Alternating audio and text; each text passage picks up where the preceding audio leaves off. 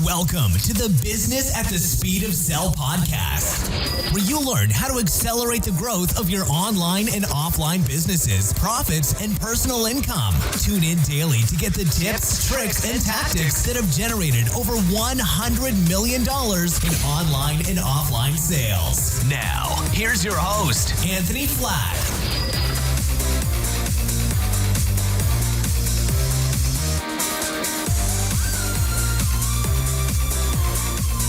This is Anthony Flatt, and you're listening to the Business at the Speed of Sale podcast.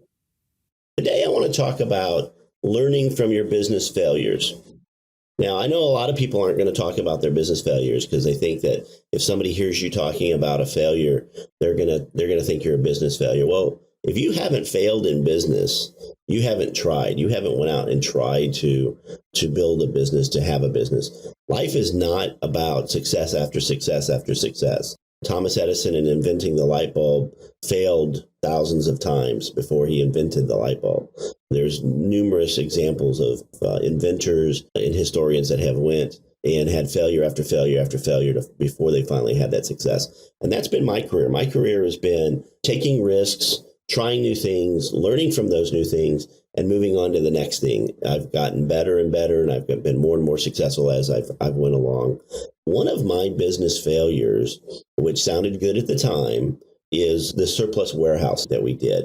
It was called Lawrenceville Discount Warehouse. The concept was we would buy overstock, discontinued, and returned merchandise from big discount warehouses and big department store chains. And then we would take this merchandise and then we would sell it. And we would sell it in a store, and we'd also sell it on eBay. eBay was really my big driver behind it because I really thought we could sell a lot on eBay. And this is going back to about 2007 when I started this business. Three of us got together. We all threw in $50,000 and we started the surplus warehouse. And I was the managing partner. I went and found a warehouse, a 15,000 square foot warehouse. Used to be the Gwinnett Daily Post, which is a local newspaper in Gwinnett County in Georgia. They had just moved to a new building and their old building was available. So we leased that building. We did a bunch of construction and we renovated it and we turned it into a store, like a little grocery store, if you will. And we went out and started buying truckloads of surplus merchandise. And we would get them from Costco, which is a big surplus warehouse, membership warehouse here in the U.S., Sam's, Best Buy, Pep Boys, pretty much any of the big department store chains here in the U.S.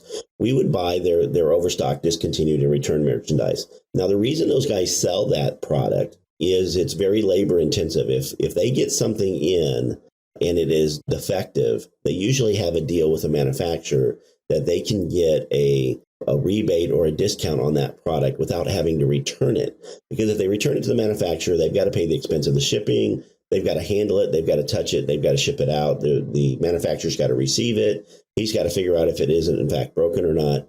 So what they usually do in these big contracts is they just negotiate, hey, 5% of everything I buy from you is going to be returned merchandise. So every quarter, if I buy $10 million worth of product from you, I'm going to get a 5% rebate on my next purchase because 5% of it's going to be damaged or not working or returned or whatever. So they already have a deal cut with the manufacturer. So when you return something to a Sam's or to a Best Buy or Costco or whatever, very rarely do they turn around and resell it. Some of them do. Some of them, if you just returned it and the packaging is still good and it's never been opened, they might put that back on the shelf. Or if they can tell that it's still in good working condition, they might put that back on the shelf. But if it's an unknown or if it's missing parts or there's something wrong with it, more than likely they just put it in a box in the back of the warehouse and they wait until they have several pallets of merchandise. And then they usually go and put it all on a truck. Department store distribution warehouse usually collects it all up and fills up a semi-tractor trailer, 53-foot truck full of the merchandise. And then guys like me buy it. So we had this warehouse. We were getting the products in. We were selling them. We were getting in DVDs. We were getting in DVD players, TVs, clothes. From Pep Boys, we were getting all kinds of auto care stuff, from tires to rims to mufflers, smelly things for your car. I mean, all kinds of anything that Pep Boys carry, we probably got in at one point in time or another. And again, we had lawn furniture and we had clothing and we had books and we had food. We had just about everything, a little bit of everything. And it was a warehouse. So our business model was we buy it for 10 cents on the dollar. We try to sell it for 50 cents on the dollar. And we hope to average 30 cents on the dollar for everything, because some things that we have, we wouldn't be able to sell, because when they send us return merchandise, sometimes it is in fact broken and unsellable. So there's a certain amount of waste or unusable merchandise there. But we started selling on eBay, and some of the things sold very well on eBay. When Galleons, which is a sporting goods store, or used to be here in the U.S., was bought out by Dick's Sporting Goods Store, we purchased a lot of the Galleons return merchandise and overstock. And as they were turning the stores over from Galleons to Dick's Sporting Goods, there's a lot of things they didn't want to keep. So we got a lot. We got, 9 or 10 truckloads from Galleons. And in those truckloads were paintball guns and watches and Ray-Ban sunglasses and Oakley sunglasses and camping supplies and all kinds of stuff that you would get from a sporting goods store. So we started selling that on eBay.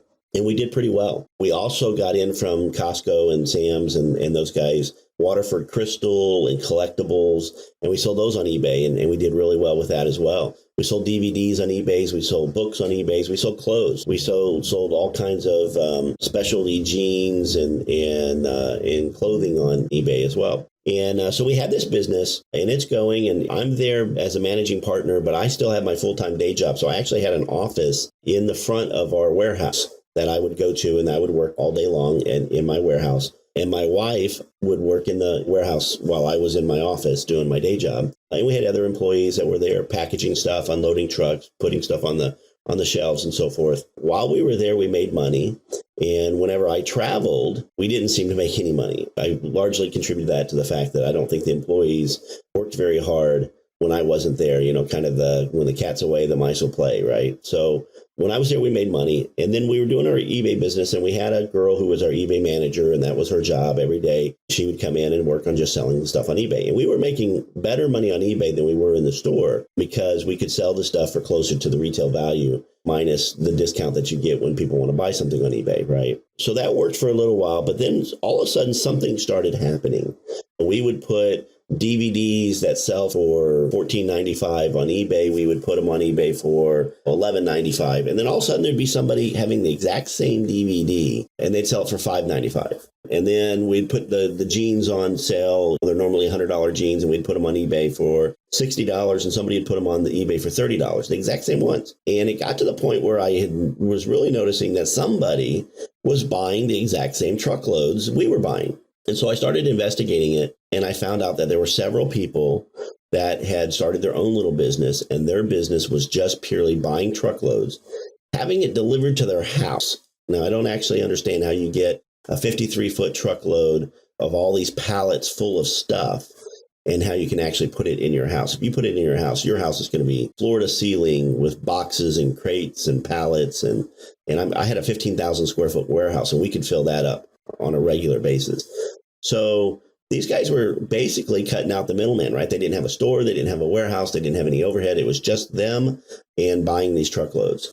To be honest with you, that totally destroyed our eBay business. We had no ability to make enough money selling on eBay to pay for having the eBay store, pay for having the merchandise. Also, eBay was very particular about what you sold. And of course, you had to have a really good return policy. So if in fact there was something wrong with what we sold on eBay, there's a micro scratch in some collectible or something that we didn't see, you had to take that back, and that cost you money. That cost you the money for packaging it and shipping it, and the time and the effort and the listing and the photographs and all of that. So you've lost all that money. So ultimately, we made money when I was there. We didn't make money when I wasn't there. I couldn't be there all the time. I had a full-time day job that pays very well. Wasn't making enough money from the warehouse. Kept putting more and more money into the warehouse, buying more and more inventory, expanding. And it was one of those things that if we had made enough investment, maybe I could have turned the corner on it. But since eBay was the cornerstone of this business concept, and now I'm out of the eBay business, basically, I can't sell. If the guy's selling it for $30, there's no way I'm going to get 60. If he's selling it for 7, I'm not getting 15. And I can't sell it for 7 because that's what I paid for it. So, these guys are just undercutting everything.